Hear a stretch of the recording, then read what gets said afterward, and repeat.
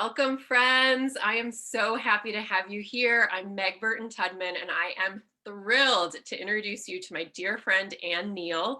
Ann is a financial advisor, and she takes, I think, the most unique approach to helping her clients become financially independent. She has this underlying belief that impacts everything she does, that it's critical for anyone who is struggling to get ahead to first change their thoughts and beliefs about money before any action, regardless of what it is actually going to produce results. Anne loves working with women, so she's in the perfect place to talk to all these super women today.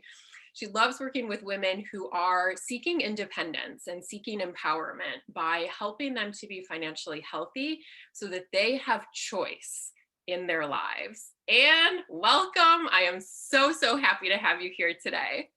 Thank you so much, Meg. It's awesome to be here.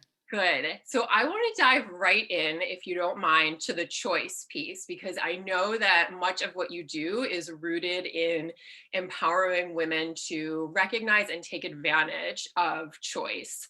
So when we think about choice from a financial standpoint, what does that mean and what does that look like?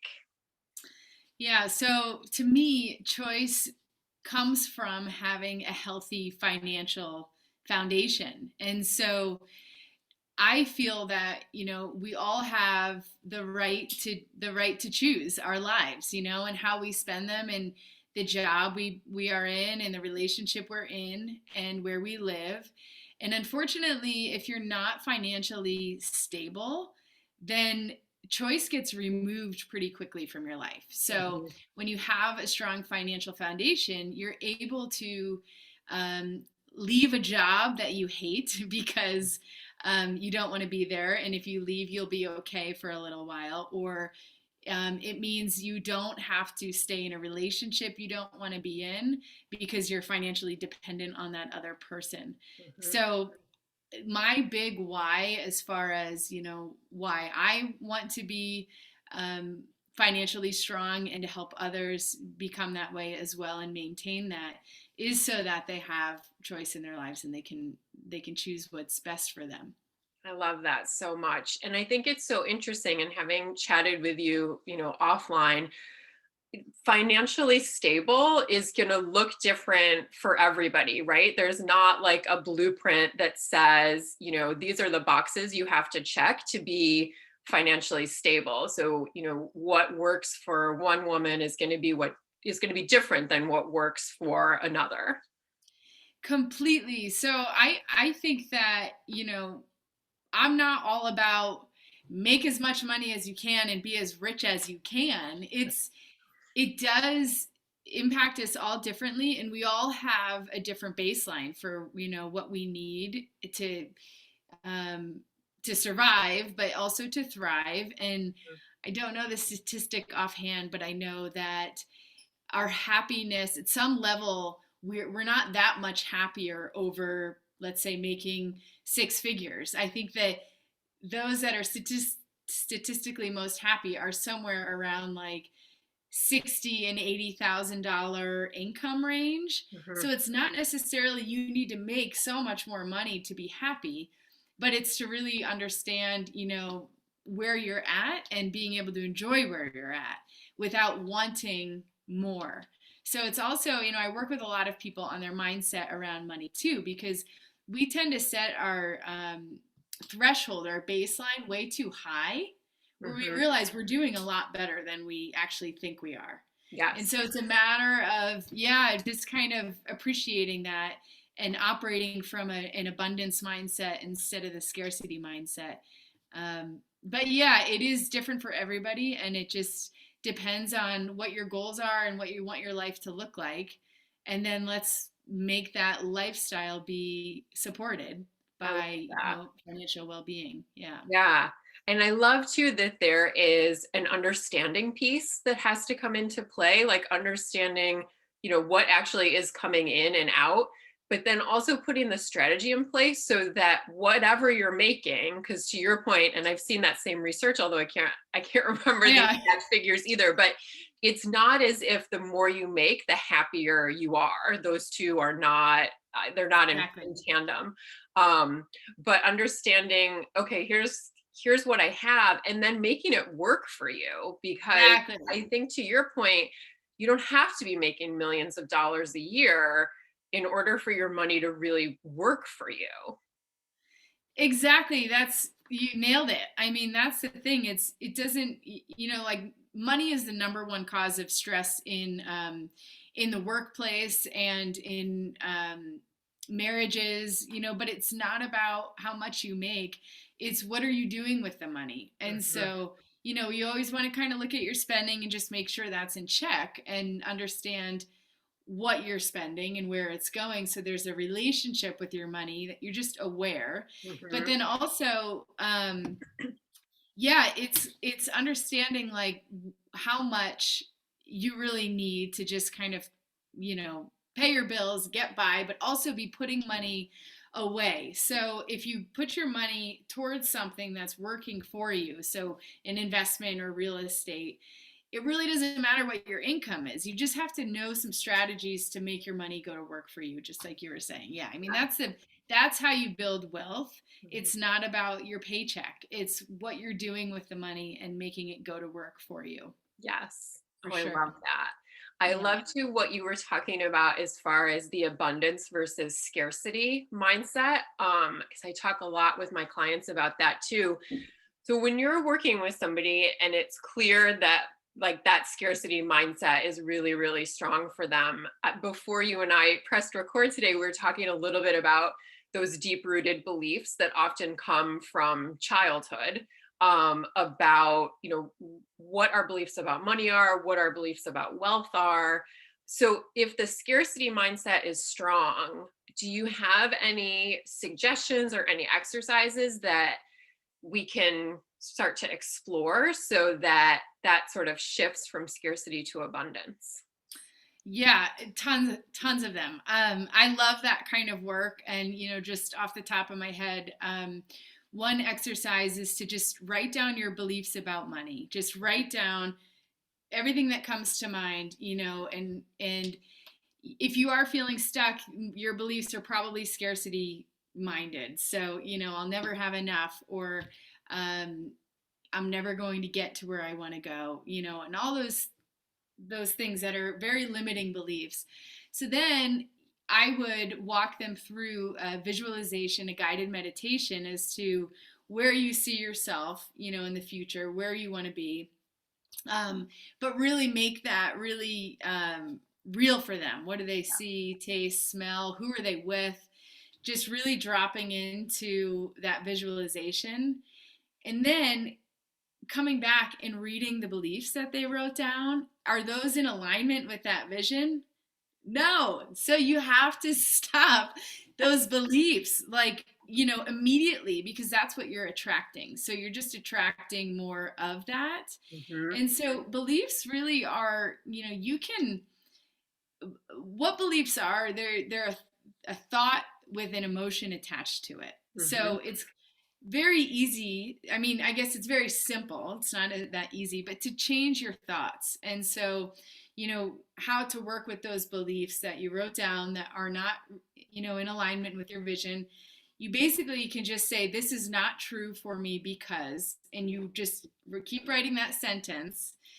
And you could just make it up. You can just, whatever comes to mind as to why this isn't true.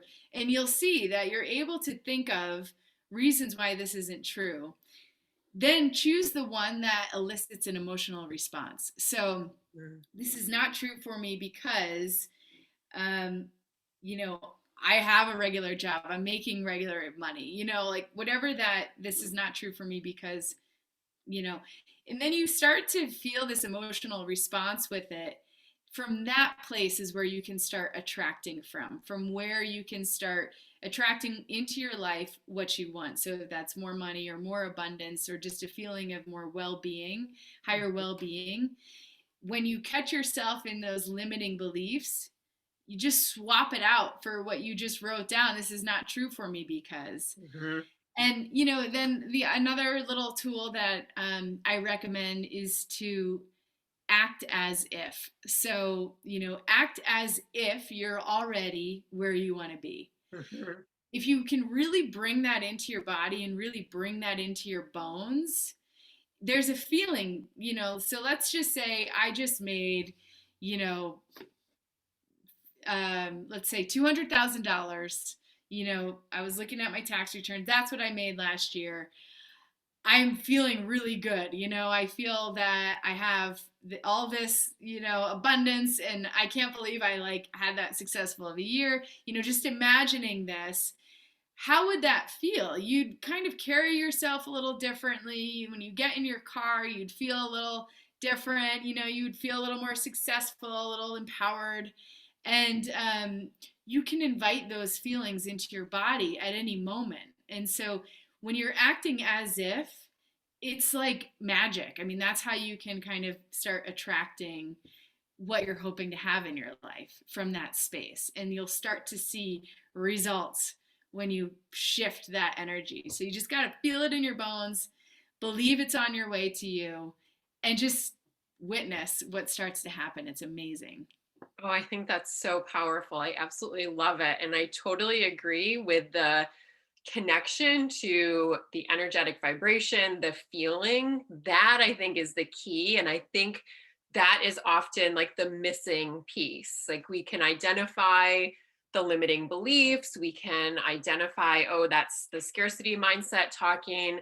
But to rewire and like create a new one, that connection to the energy of it, that's where, to your point, the magic happens, because Exactly. that's exactly what you need to basically like keep moving up the rungs of the ladder, so to speak. Like each time you're rewiring, each time you're connecting with that high vibration abundance mindset, that feeling is what's getting you to the next level.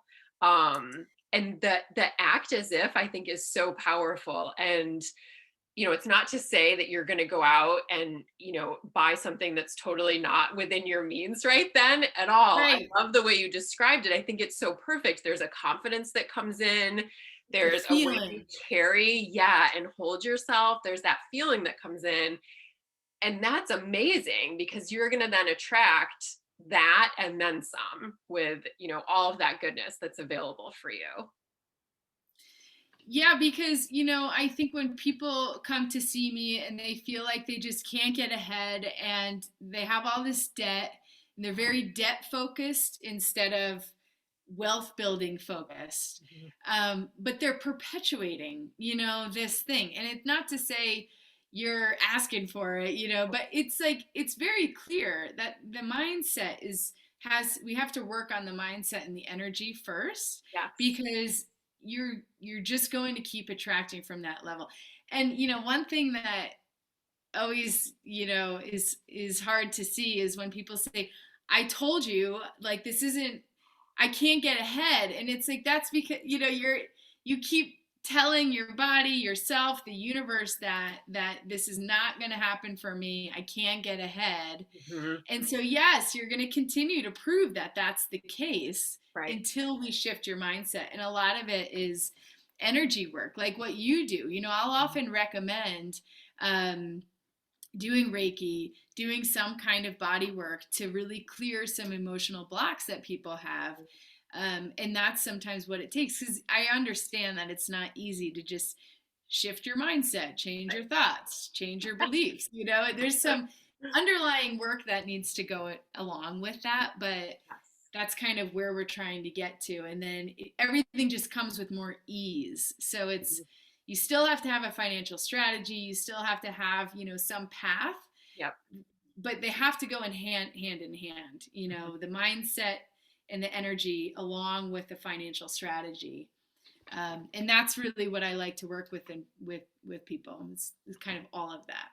I love that. I think that's amazing. And it's so interesting, the thoughts that we focus on, because we have, so many of them every day that just like come and go. We never even acknowledge them. But the ones we focus on are the ones that we're basically, and I think it happens unconsciously, but we're looking to prove them right. Like our mind is always on the lookout for, oh yeah, I told you so. That is fact. That is Yep. correct. Right. Evidence. So when the mindset is focused on scarcity, I'll never get there, it's not enough, I can't do it. Well, the mind then is always on the lookout for ways to prove that right. I mean, our Exactly. mind wants to be right. And so to your point, that does keep you stuck in that cycle. It's hard to break out of it if you're not willing to kind of experiment with, well, what happens if I choose a different thought? What happens if I, focus energy in a different way? I think is so amazing. Well, it's pretty incredible how quickly things will shift. Hmm. I mean, it's you just have to be aware of it because Yeah. I always feel I don't want to annoy people when I'm like, you gotta start changing, your thoughts because they're like, if you're stuck and you're in this space of struggle, you can't just snap out of it, but you Right. can, like you said, elevate to the next rung of the ladder, and Mm. just kind of a little bit like just a little bit of a higher vibe, higher emotion to start, getting out of that so you can attract from that higher place. But Yes. yeah, we do look for evidence to prove ourselves right, and you'll find it for Yes. sure. Always. You'll always find Yeah, it. And the cool thing is you'll find it whether the belief, serves you well or it doesn't serve you so well. You'll find it. right. Yeah. Yeah. Exactly. Yep, for sure. I love that. Can you talk to us? This is switching gears a little bit, but I think it's in the same line. Can you talk to us a little bit about what made you shift gears and move into financial advising? Absolutely. Yeah. So just more of my yeah, personal story. I used to be in the publishing industry for work, and I was just kind of going to work, making my paycheck, commuting back and forth every day. And I was spending, everything I was making really. I wasn't building, I kind of had nothing to show for it. And Mhm. I was starting to see this pattern of not getting ahead, even though I had a good job, decent pay. Um, and it was like, what am I doing all this for if I'm just spending and living my life and then even getting into some debt, and I actually met with Jeannie, who was my former advisor at New York Life and then became my partner when I worked there. But she kind of opened my eyes in terms of she provided this educational experience with finances. We don't learn this stuff in school, so and it depends on, what your parents taught you or didn't teach you. And Right. I didn't have, I love my parents, but I didn't have any strong guidance in this is how you get ahead. Yes. And I was following in their footsteps, just kind of, we had a great childhood, but they spent their paychecks on us and Mhm. life and spending what you make. Just kind of what you do. I didn't realize until I met with Jeannie that it was up to us during our income earning years. So Mhm. now to Right. fund our future selves, like you have to, it's up to us to do that. You Mhm. can't just assume that everything's going to work out later because at some point you want to stop working. At some point that paycheck's going to stop. So Mhm. now you got to peel off some, putting it away for you. The way she kind of framed it, the light switch went on. I got a strategy in place. I felt so empowered, and I started talking to my friends about it. I was like, all this stuff about what I was learning and advice, unsolicited advice.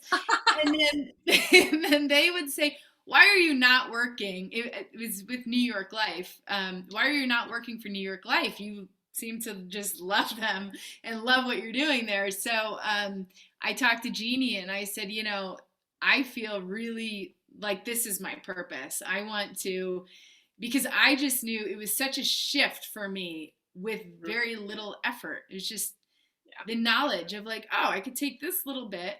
The earlier you start, the more it's going to grow, And can I talk to you about getting into this field, And we became fast friends, at that point. She was my advisor and I was her client. She was like, oh my God, yes. So let's figure this out. So I ended up coming on board with New York Life, and was there for 4 years and it was awesome. But I recently left to go to an independent financial firm, just because I'm now focused more on true financial planning and looking at, being able to look at the whole person, the whole couple, to see, what's going on in their lives, their finances, and what gaps are there in their planning. Whereas, before it was kind of, these are the products I can offer. Right. And it's great, but it's not great for everybody. Right. So now I feel like I'm in the right place to truly be able to be that fiduciary and be able to see what's going on, and to advise people in whatever's in alignment with them and their goals. Yes, that's so powerful. I think too, a couple of things come up when you talk about your journey and that transition. Um, no one talks about money. I guess most women especially don't talk about money.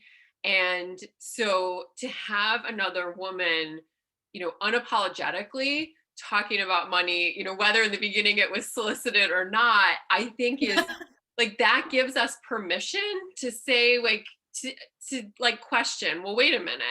I could be talking about this, or I could be learning about this, or I could be, engaging with people who are experts in this.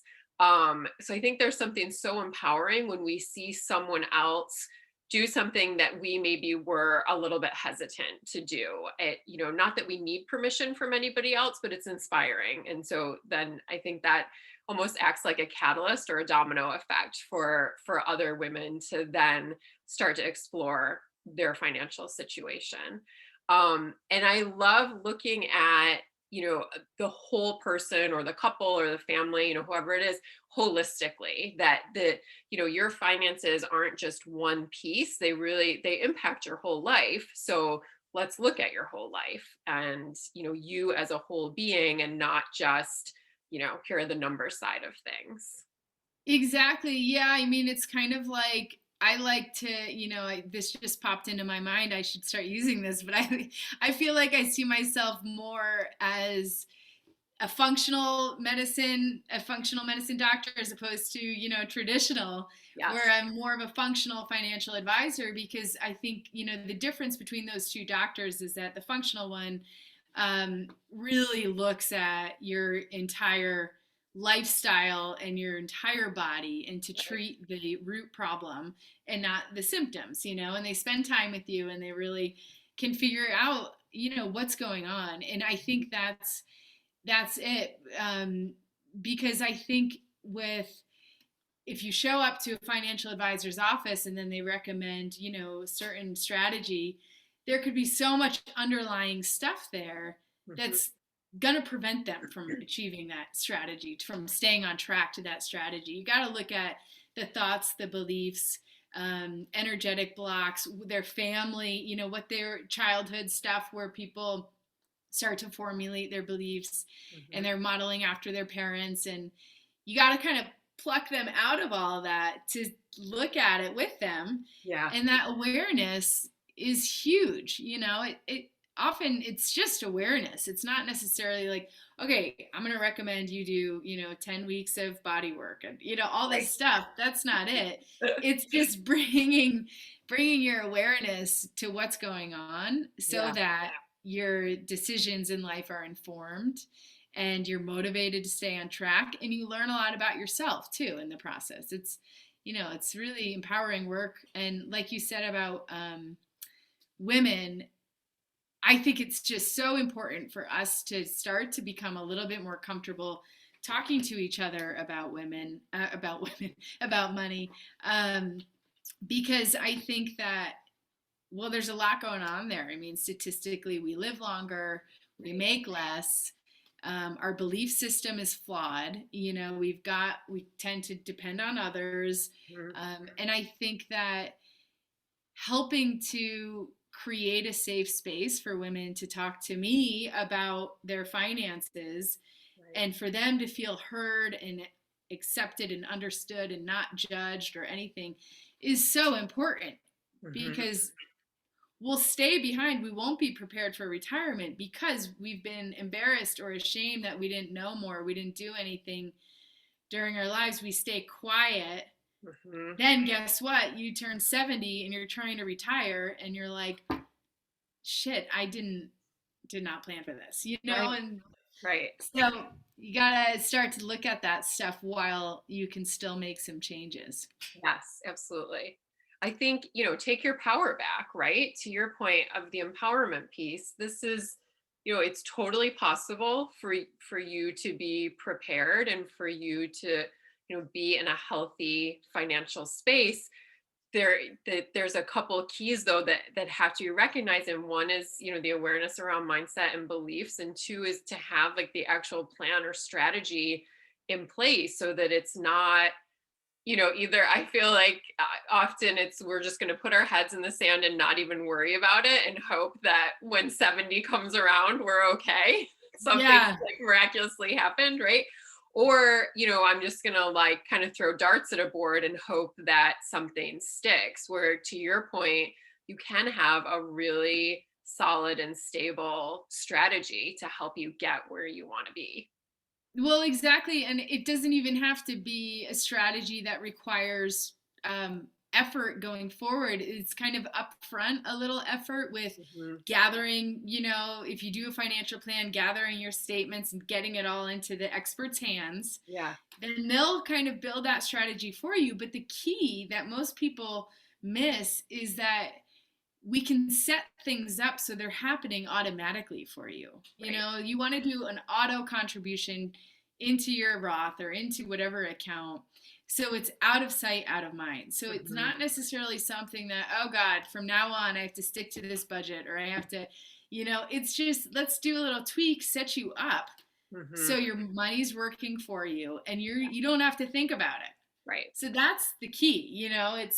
It does require a little effort for just small period of time, and then once you have a strategy in place, that strategy can be automated. It doesn't Right. have to be okay. Every Friday now you have to sit down and fill out your spreadsheet. That's not the strategy. So Yeah. Yeah, absolutely. I yeah. totally agree. So you've obviously done a lot of inner work around mindset and awareness. Do you have any like rituals or routines that are part of your day to day that help you keep that alignment? Yeah. So I think people that have known me for a while, that I've been friends with for a while. I don't know. I mean, maybe it's more obvious internally, but I was living pretty out of alignment in the past and staying really kind of numb to reality. Hmm. I was, um, yeah, just kind of staying distracted, but then also, you know, had my fair share of drinking and partying with friends and stuff and going through my life without really without much traction of like getting ahead, not just financially but like in life. Yeah. And I have done quite a bit of work, I guess, doing a lot of different um, partaking in different studies, different mindfulness and meditation and yoga and energy healing and all kinds of stuff that I've really done and studied. And then, a year ago, I quit drinking and I decided to really commit to more of a spiritually guided life, Yeah. just to be able to like listen from what's coming from a higher power, but also within me. And I realized I don't know what I was numbing myself from, because now that I'm going inward and really looking, there's nothing there to be scared of.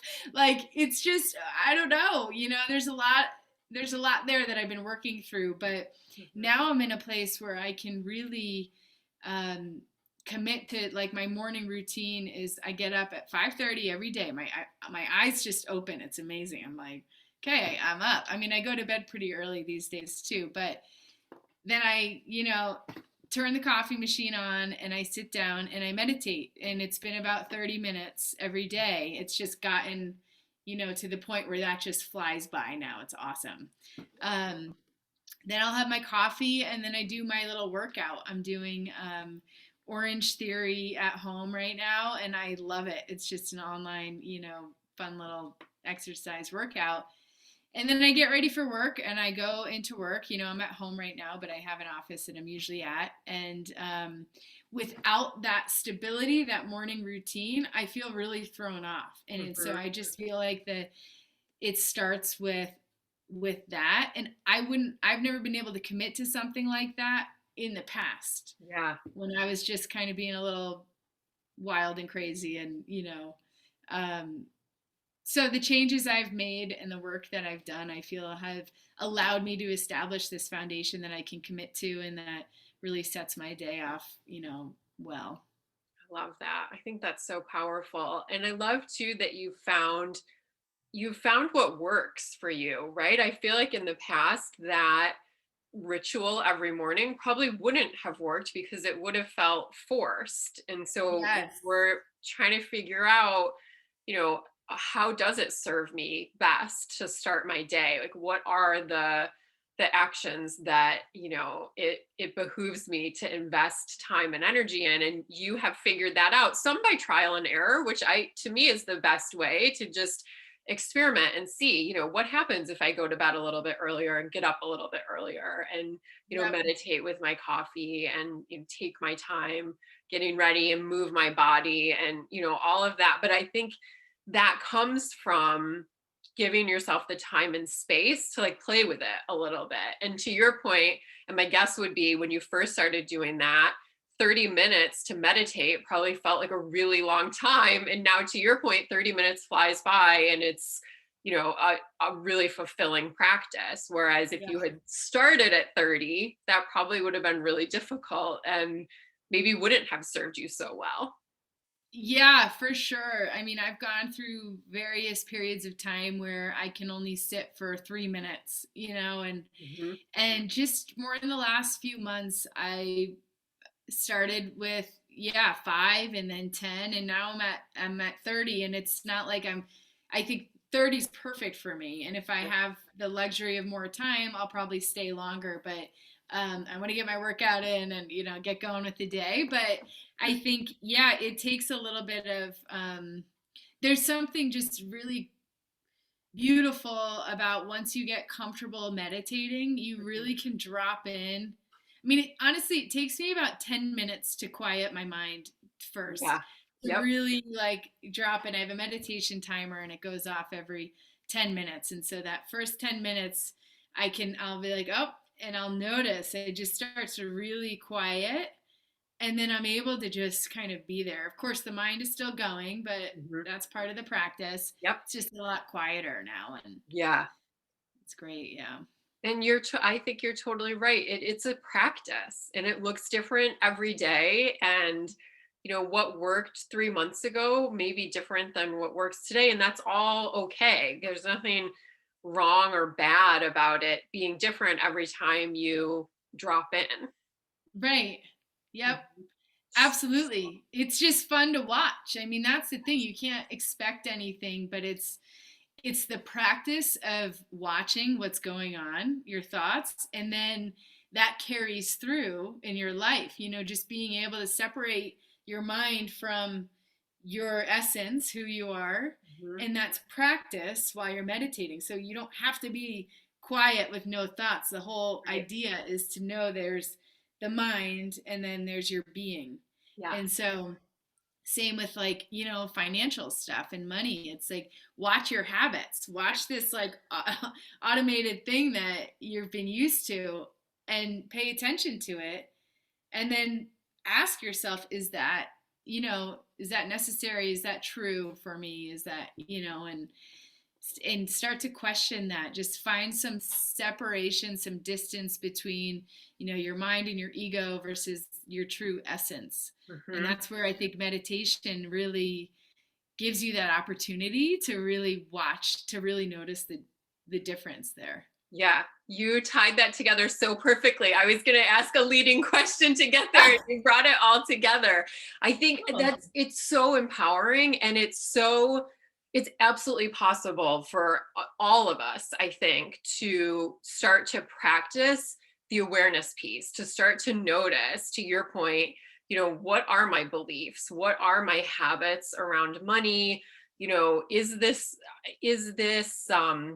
belief or value or thought even mine? Like, has this been ingrained since Exactly. childhood, but I picked it up at a point where I was just absorbing everything, and now it's not really true for me. So the more we can practice doing that, you know, on a meditation cushion, on a yoga mat, on a run, if that's, whatever your thing is, Yeah. and then taking that to the rest of your life and looking at, okay, how do my thoughts, beliefs, and actions impact basically what I'm creating for myself? Like, are they working for me? Because Yeah.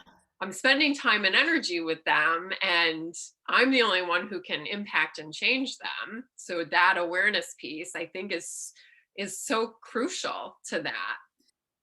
Exactly. That, I mean, that's where change happens. It's that's where it sticks, is like really seeing what's going on and what are you reacting to. You're reacting to your own thoughts, your own story behind what just happened or what somebody said to you. Yes. And I one big way that I've been able to feel that difference or see that difference. Have you heard of Vipassana meditation? Yes. Yeah. Okay, so have you ever done one of those retreats? No, I've never done a retreat for it. Mm-mm. Okay, yeah, it's so what Vipassana is is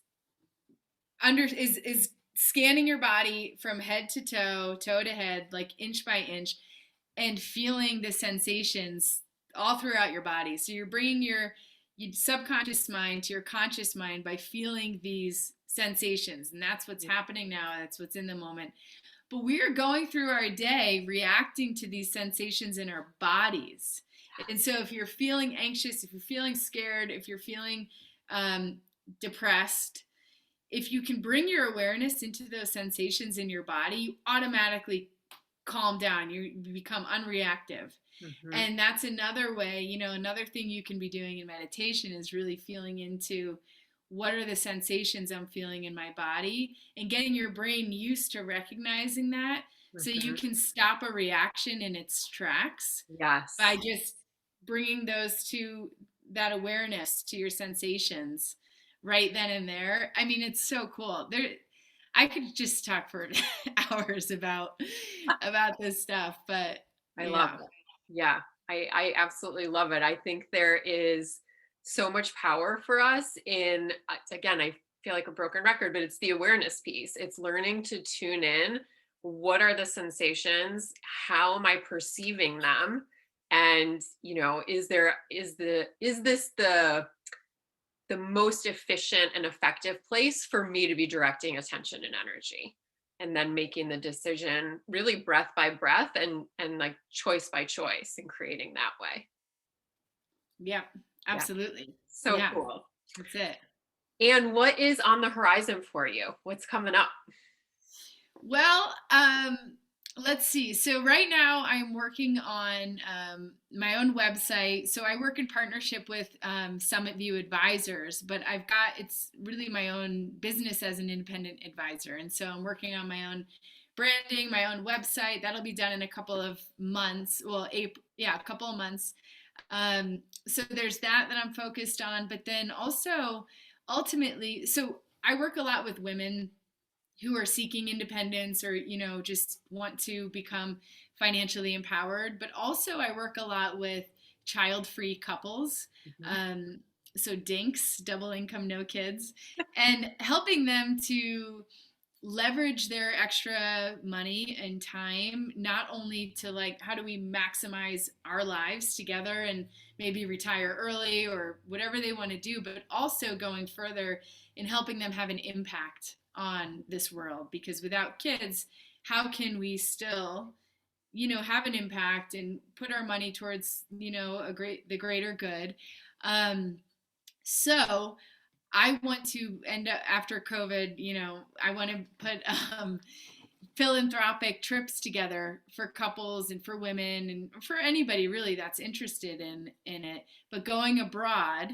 And so it'd be kind of a financial well-being retreat where you get some information about financial well-being, but in the meantime we're also volunteering our time to certain causes Mhm. and helping people to identify a cause where their heart is aligned with, Right. to set them up for maybe charitable giving, which is a tax deduction. And, so implementing more philanthropic initiatives into my work is really kind of my next focus. I'm Um, so excited for that. That sounds amazing. I can't yeah, wait. thank you. If people are interested in learning more about you, exploring working with you, what is the best way for them to find you? Well, they can. So my Facebook is Ann Neal Inc. So Ann Neal Incorporated, Ann Neal Inc. Same with Instagram, Ann Neal Inc. And yeah, that's probably the best way until my website is up. That's kind of where I can be found. Good. We'll include all of that contact information and details in the notes for this interview. Anything else, Anne, that we didn't touch on that you wished we had chatted about? Um, you know, I don't think so. I feel like we covered pretty much what I was hoping to talk about with the Good. energy, and yeah, just staying present and really learning how to listen to yourself to make better decisions. And yeah, just we talked about how easy it can be to get ahead financially. I think I feel pretty complete, so thank you. Good. I love that. Thank you so much for being here. I'm so grateful for your insight and wisdom. Friends, from the bottom of my heart, it has been such a pleasure to have Anne. Anne, thank you so much. Sending Thank everybody you. so much love and light. If you liked this, give it a thumbs up, subscribe. I'll have more amazing superwomen like Anne to share their brilliance, and also some mindset and meditation videos too. So Anne, thank you again. So grateful for you. Thank you so much, Meg. You're the best. Thank you.